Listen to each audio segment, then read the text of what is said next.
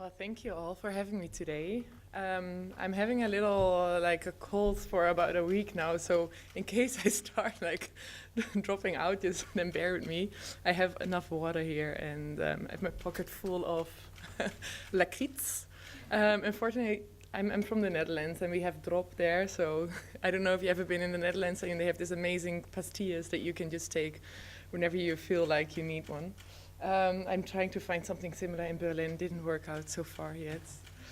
Yeah, I'm going to share with you. I thought, like, what do I want to share with you today that I also can tell you a lot about, that I have some experience in, and that also I hope will give you something new about Berlin. I don't know if any one of you is familiar with the concept of a project space, of independent artist-run art space. Is anyone familiar with it? I see one, two, a little bit. Yeah, great. So I'm originally from the Netherlands. I studied and lived in Rotterdam for quite some time. And I moved to Berlin about 7 years ago for the first time to work with Bpigs. Bpigs is Berlin Independence Guide. It's an art platform, online and offline, as a calendar promoting mostly project spaces, but also galleries, museums. So it has a whole program about what's going on. So in case you would like to know what's going on in the Berlin art scene, then have a look on the website. It has like ongoing listings of project spaces and so on. After Bpigs, I moved back to Rotterdam, and then I moved to Stockholm to work for the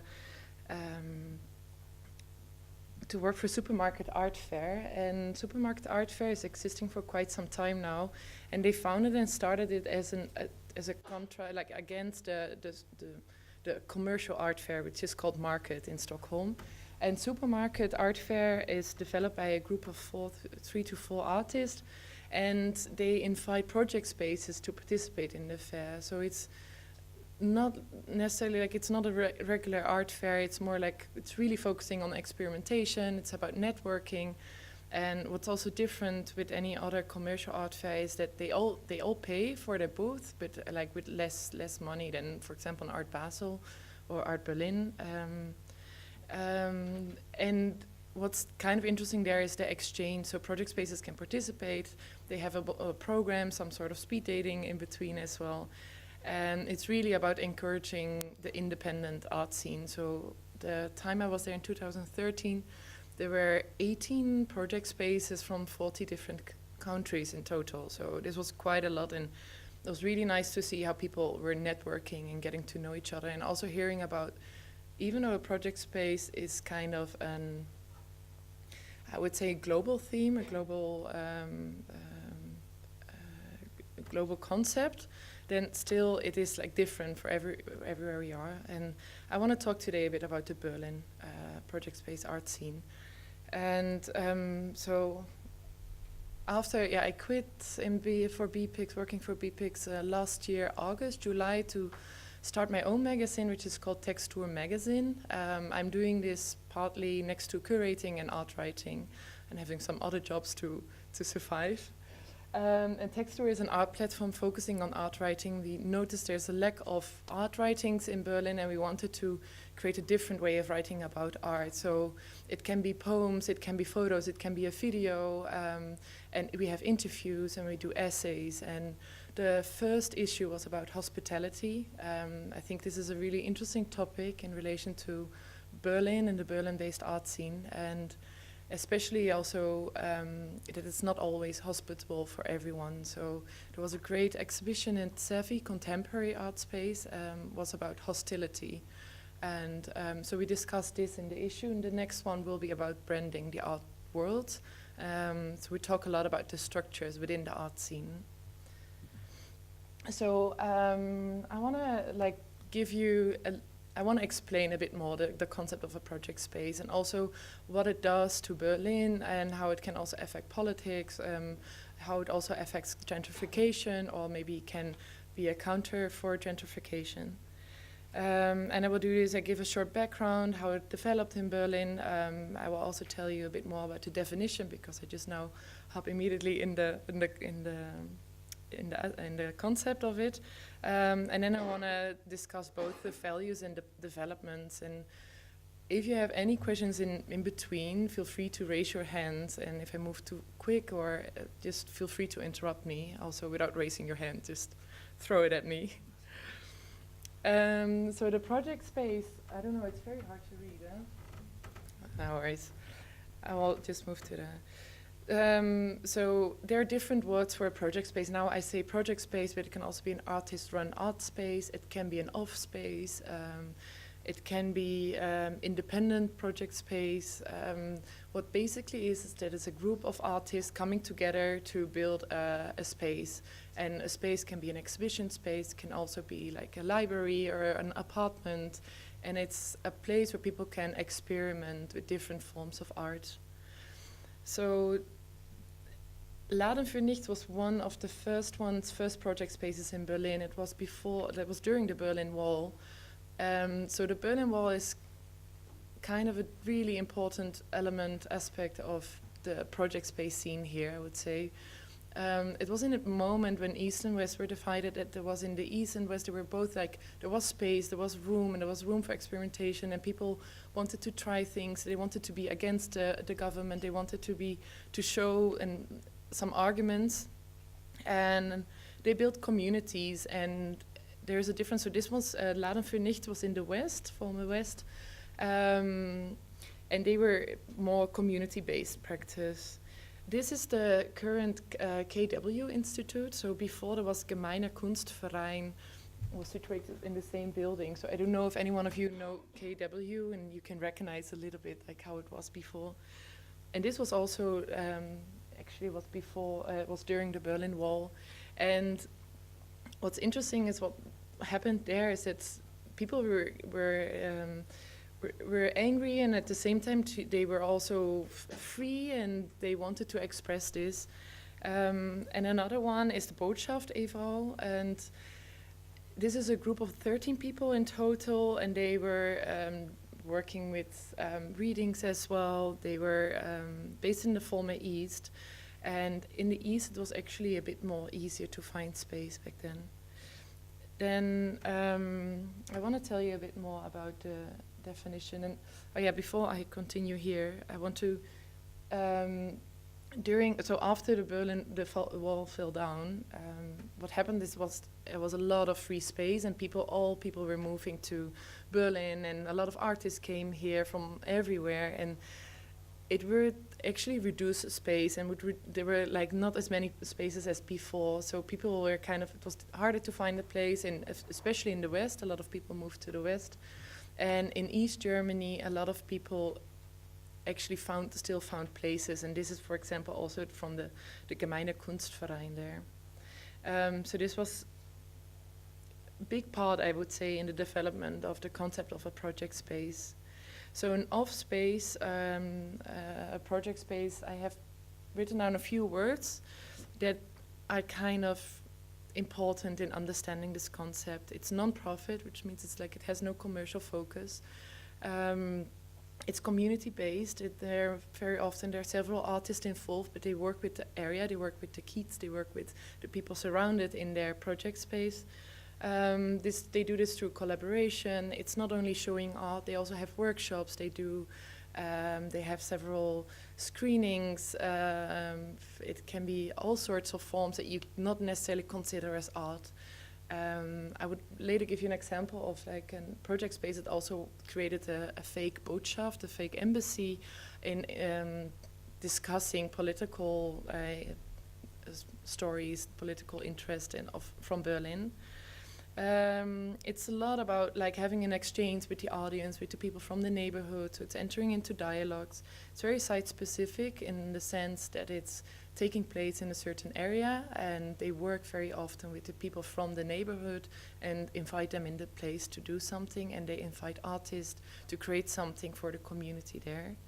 It's also about hosting. So on the issue with Texture, we discussed hostility, I wanted to say, but hospitality, and that I think an important aspect of a project space is being a host. It's being a host for artists, where they can experiment, they can create something new, they can try out, they can meet other artists, they have a space to exhibit their works. It's important for many artists, I would say, that they are being seen, and it's hard to come into a commercial gallery. You need to have your network, you need to be there, you need to be lucky in a way, and project spaces offer the opportunity for artists to come there without showing finished works. They can feel, they can make something that someone doesn't like, and they can try out what it means and what it does to exhibit your work, which I would say is a very important aspect of a project space, but also for the work of an artist. So, and networking is important more in the sense, it's not networking with collectors, it's also not networking, it's not only with the community, it's also networking with other project spaces. There's less competition, I would say, especially with the supermarket, the Stockholm Independent Art Fair. There, people don't even talk with the visitors necessarily. It's really about talking with the neighbor booth, the other project space, about what they're doing, what their way of working is, and how they can reach their audience, and how they can find different ways of exhibiting art. It's also very temporary, which is a good and a sad point. It makes a lot of, it has a big flux of art spaces in Berlin. So a total of 150 project spaces are based in Berlin, and they all work around between 10 to 20 exhibitions a year, which means around more than 750 exhibitions a year in project spaces take place. So this is a lot, actually, where with a gallery, for example, they have exhibitions for 3 months, for example. This co-authorship is also a big important element. They work together. Running a project space means that you have to work together with other artists in order to run it. So, for example, I want to open a space and I find 3 other artists. You need to collaborate with each other about what do we want, what kind of program do we want to show, and this can turn very often into fights as well. Very often spaces disappear and they don't work together, or they find new people, other people to be involved with. And it's very interdisciplinary, and I think this would be maybe more interest for you. It's also working not only with art, but also with education, also with politics. It's also working with science, and to have this freedom is really important. I'm going to show you also, can you actually see this? No, right? Not really. I have some images of project spaces, and I will explain them a little bit, and I will give you some examples of what they are and how they work. So there is a network of project spaces existing in Berlin. It's called the Network of Free Project Spaces and Initiatives. I would say this is one of the really important and valuable organizations, verein, that Berlin can have. They communicate between this Senate and the artists. So what they do, they have built this network of project spaces. They all work together in sharing their program, for example. And another thing they do, they have since a couple of years, is the Project Space Art Award. And for each year, they award 20 project spaces, and each receiving 37,000 euros for 1 year. And for a project space, so let's say it's a lot, but at the same time, it's also not so much. If you consider for an exhibition in a museum, it would easily cost around 50,000 to 80,000 euros. So considering 37,000 to run a project space means mostly paying rent, material, and artist fee, for example, an artist honorarium, and most often doesn't even include a little honorarium for the artists who are organizing it. But it's really good that this is happening, and at the end of September there will be the next award, and it will also take place during Berlin Art Week. And this is also, they are collaborating with the Berlin Art Week, which means that they have a really broader visibility. So it's really good. In situ, for example, is a really interesting space. It's very tiny. Most project spaces are very tiny. It can be an apartment. It can be only a window display. In situ is also the organization behind the Project Space Festival, which takes place every August. For 1 month, they have 31 project spaces. Each have an opening every day. So it's really good. People would hop from one space to the other, and very often project spaces are quite hidden. So it's a good concept, I would say. Axel Obiger is one, for example. They received funding last year from the Senate. They exist since 2008, and it's also a group of artists, and they also question what it means to run a project space. And they made this fake Axel Obiger, this fictive name of a gallerist, and they play a lot with what does it mean in order to be a gallerist, and how can you work with artists. So there are some important values, and that I already a little bit introduced before. One is that it's really about unexpected meetings. So people who are organizing project spaces do not know in advance what's coming out of it. So if it's like this place, if it's this place where it's only, I would say, when it's really about this exchange, then I would say it's. Sorry, I'm now hearing that I have 5 minutes and now I'm lost.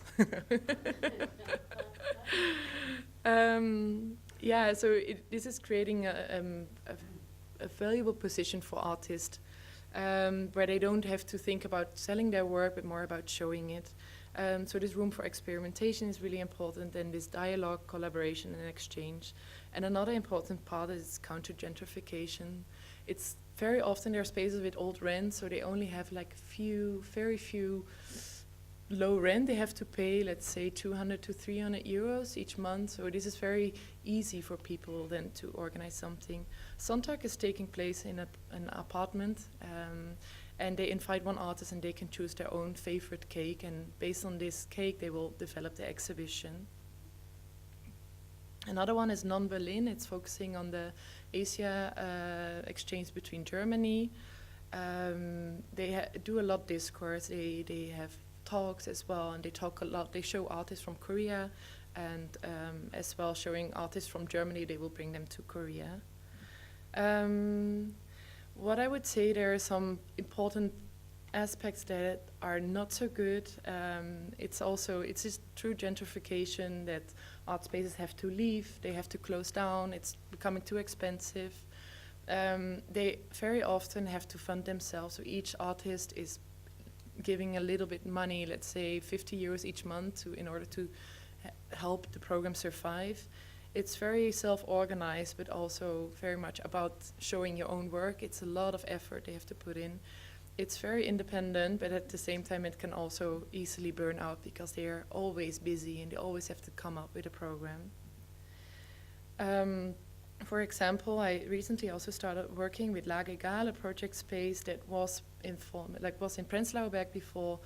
Due to gentrification, had to move out. It moved to Lichtenberg, and also there they had to move out. And what happened is that it's now a place, which is funny because the name Lage Egal means also egal what kind of space it is. It is a nomad space now. So tomorrow they will have an exhibition at Villa Heike in Althöhenhausen, and he's just getting spaces, but even there it means a lot of time and money you have to put in.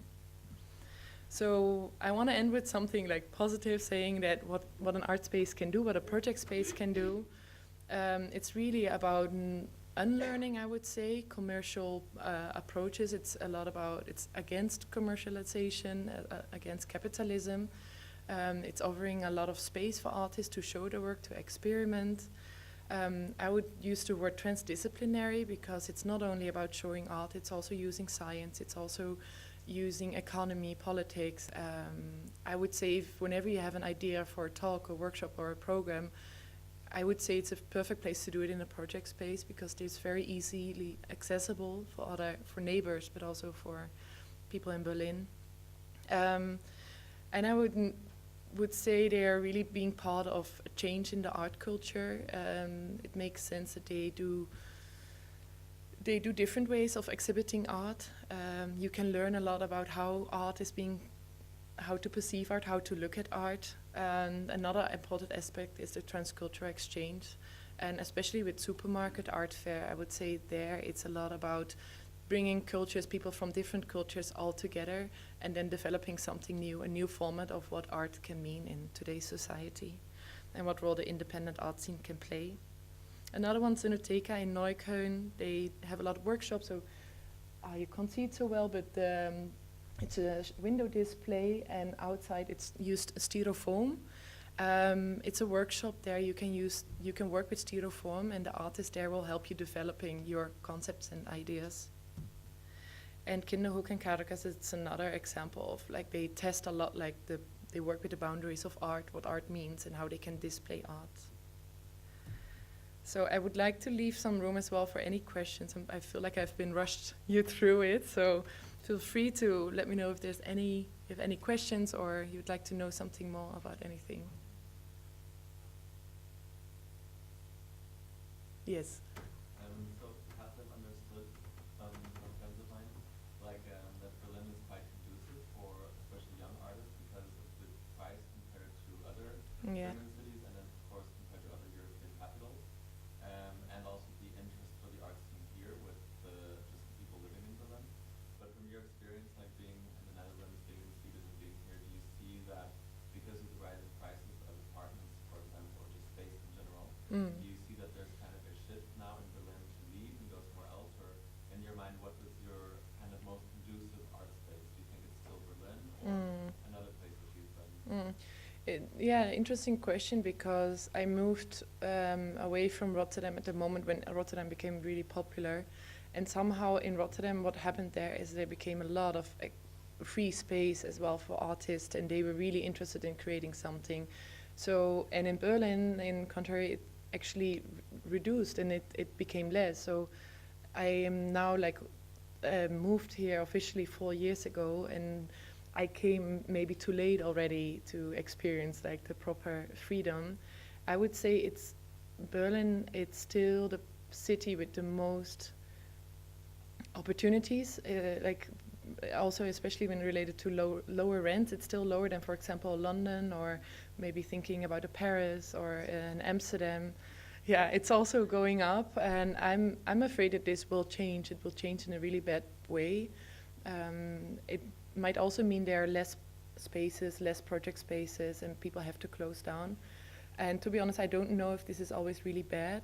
I also think sometimes an overload of exhibitions can also have a bad impact on what art does to a society. But it does mean that people have less space for experimentation, and consider that Berlin has over 20,000 art creatives. It's a lot, so they also need a space to show their works. I would still say that Berlin more, especially Stockholm, I would totally leave Stockholm out. It's too expensive there. But Rotterdam now, I would say it's a really interesting place for art, especially for project spaces now. Yeah. Okay, then thank you. And